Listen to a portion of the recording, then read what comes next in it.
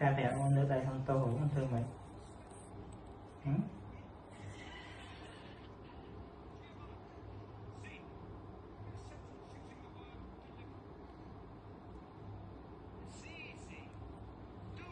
Nước đây xong tô pa.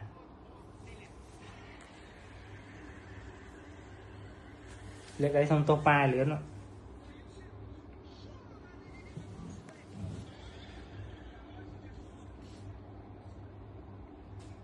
Đáy lực xong tô mới chết lực đáy xong tô ấy lực chết là lực hỏng rồi hả xong tô ở chè lực đáy hả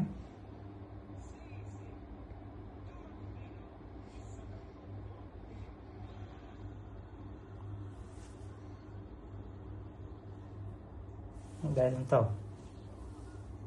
tô pa lực đáy super xong tô lực đáy luôn anh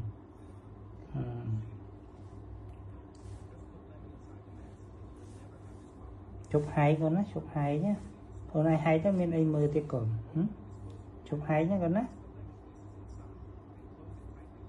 pe pan vậy chắc ôn sao cha nở ôn sao cha nè chụp hay nhá con á chụp hay nhá cha hai mở chụp hay nhá hôm nay hay chân miền ai mơ thế này nè cha chụp hay nhá con á